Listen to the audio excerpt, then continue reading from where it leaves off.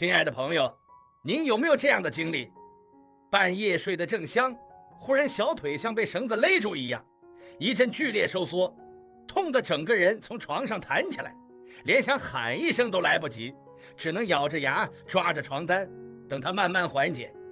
或者是清晨刚醒，还没来得及下床，正准备伸个懒腰活动一下，腿却猛地一紧，抽得您不敢动不敢伸，一动疼一伸更疼，像是整条腿都打了结，那种酸紧胀痛的感觉，真是让人整个人都一下没了精神。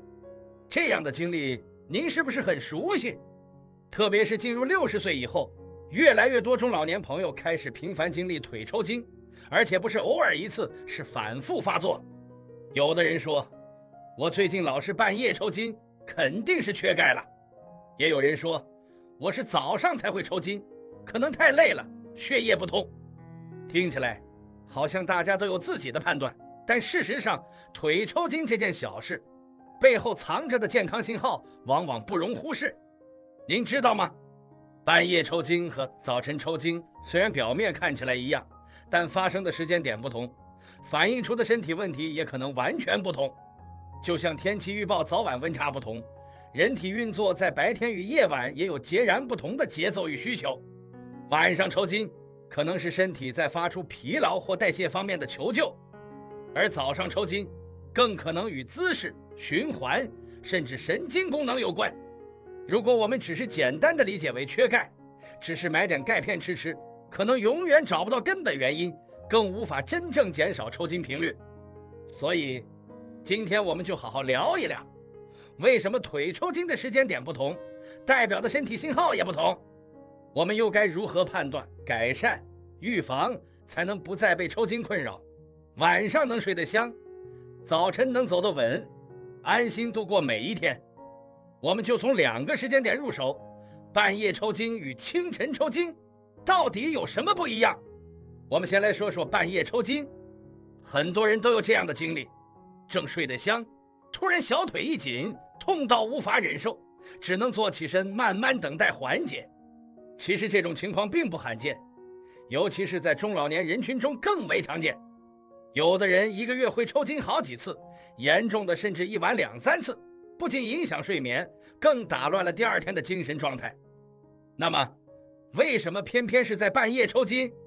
这背后往往是身体在低调发出一些求救信号，只是我们平常忽略了。最常见的一个原因就是电解质失衡。钙、镁、钾这3种矿物质负责调节肌肉的收缩与放松，就像是控制肌肉的刹车系统。如果这些元素不平衡，肌肉容易突然打滑，导致抽筋。而在晚上，身体进入放松状态，血液循环减慢，肌肉的新陈代谢速度也下降，一旦电解质补充不足，抽筋就悄悄发生了。特别是随着年纪增长，很多人吃的清淡，摄入钙、镁不足，加上肾脏排泄能力变化，更容易出现微量元素流失。还有一种情况不能忽略，那就是下肢血液循环不良。很多朋友说，我晚上睡觉腿特别冷，其实这正是血管弹性下降，循环效率变差的表现。天气冷时，血管收缩更明显，腿部肌肉一旦缺氧，神经受刺激，就可能以抽筋的方式表现出来。除此之外，还有一种隐形帮凶，长期服用某些药物，例如利尿剂、高血压药、降脂药，这些药物可能干扰体内钾、钙、镁的水平，导致肌肉控制系统更加敏感。如果您是慢性病患者，并且在使用上述药物，抽筋的发生频率就更值得您多留意。还有一个常被忽略的原因，就是白天不动，晚上反弹。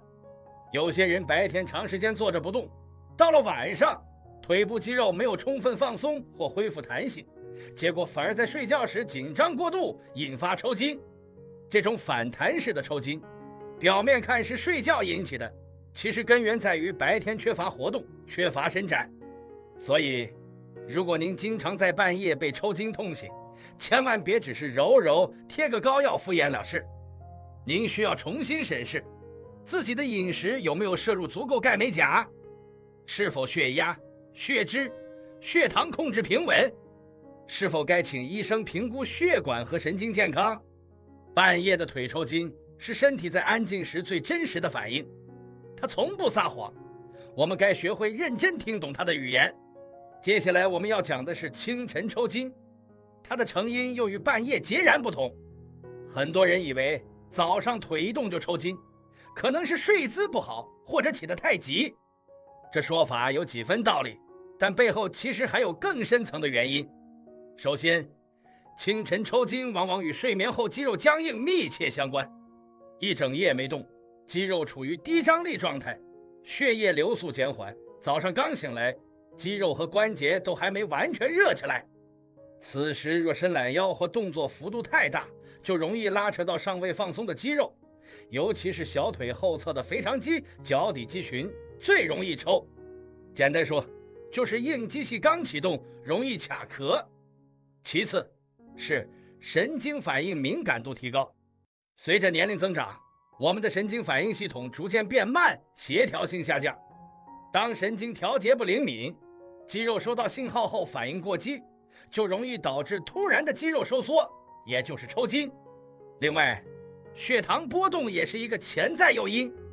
很多老年人存在糖尿病或糖尿病前期，清晨空腹时血糖不稳定，容易影响神经传导，这会让肌肉更容易抽搐。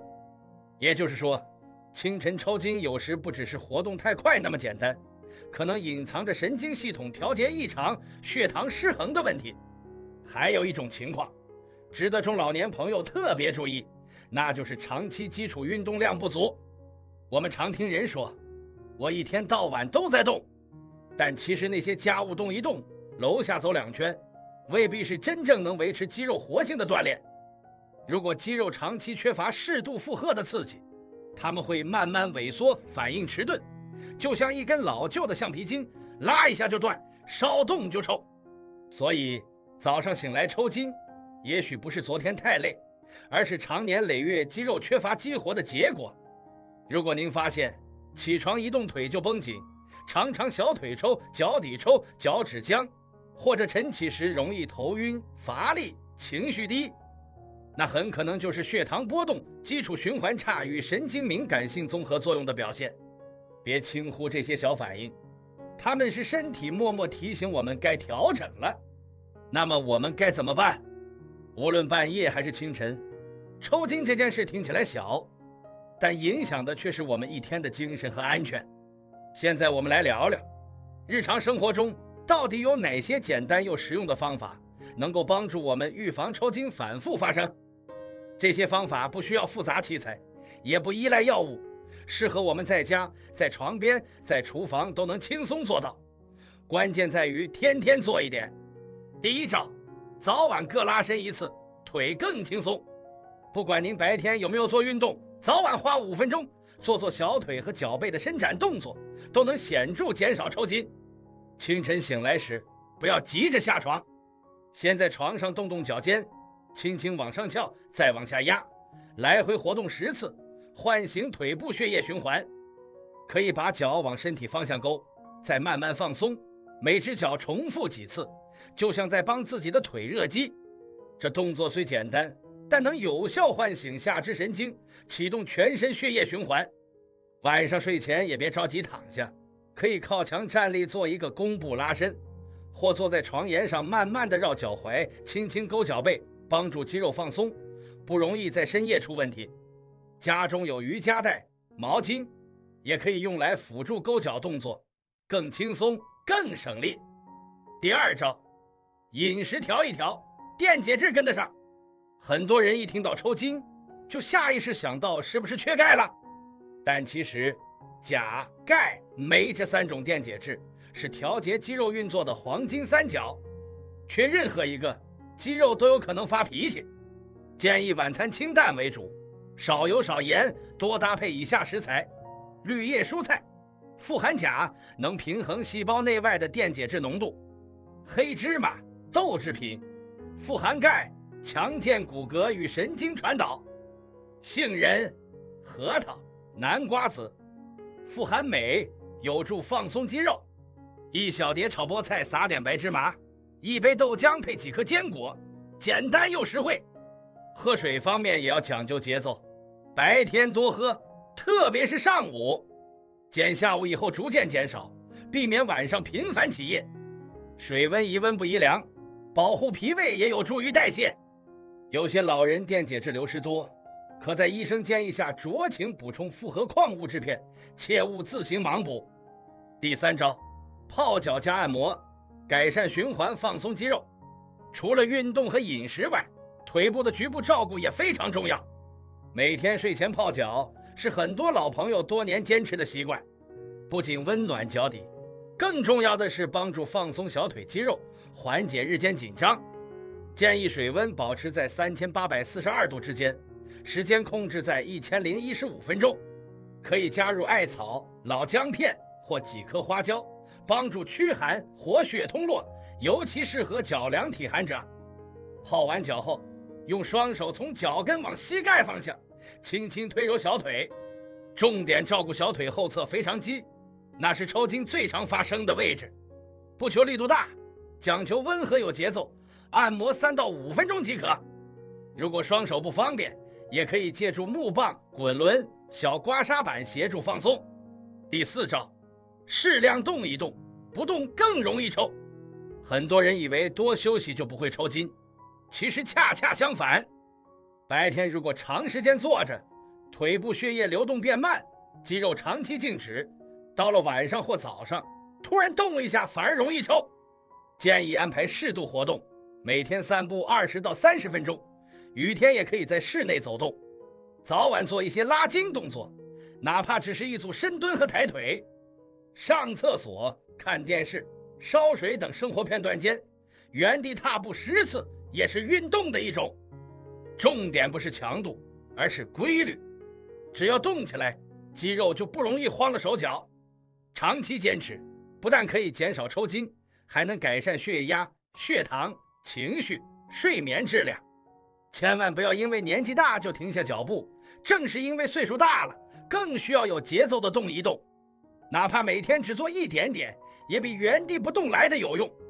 其实腿抽筋这3个字说起来简单，背后反映的却是身体运作的很多细节。它可能是电解质在警告我们，平常营养摄入要更均衡；它也可能是神经系统、血糖、血压等深层调节在发出信号。尤其是对于我们中老年朋友来说，半夜或晨起的抽筋不是偶然，而是身体节奏紊乱的一种表现。我们今天说的重点，您还记得吗？半夜抽筋多半与电解质失衡、血液循环差、药物影响相关。清晨抽筋更可能涉及肌肉僵硬、神经敏感、血糖波动。它们虽然表面看起来一样，实际却是2种不同的身体题型，而解决的方法也不复杂。伸展拉筋，早晚热身，让肌肉更灵活。饮食清淡，补足钾钙镁，避免过咸饮食。泡脚按摩，改善循环，缓解紧张。保持规律活动，不让腿部闲太久。注意药物副作用，及时与医生沟通调整用量。最重要的是，我们对自己身体反应要敏感一点，不要等抽筋频繁了才去重视。健康从来都不是靠药瓶子支撑起来的，而是靠我们每天的生活习惯点点滴滴养出来的。亲爱的朋友，如果您看到这里也曾被半夜的腿抽痛醒过，也曾在早上刚醒时被脚抽筋卡住，那说明您的身体正在和您说话，请一定好好听懂它的语言。如果您还没看过我们之前的影片《腿抽筋别再硬扛》，医生教你中医泡脚加西医补钙，也非常推荐您一并看看。那支影片从中医与西医2个角度出发，教您如何用泡和补双管齐下，有效缓解腿抽筋问题，和本期内容刚好形成完整配套，一起参考效果更佳。欢迎您在留言区告诉我们，您抽筋通常发生在什么时候？有没有什么好方法帮助过您缓解？或者您还想了解哪些中老年健康问题？您的每条留言都是对别的朋友的启发，也是我们持续制作内容的动力。别忘了订阅银铃智慧，我们每天都会为您准备一个温和实用的小建议，陪您一起吃得好，睡得香，腿走得稳，笑得更久。我们下期节目不见不散。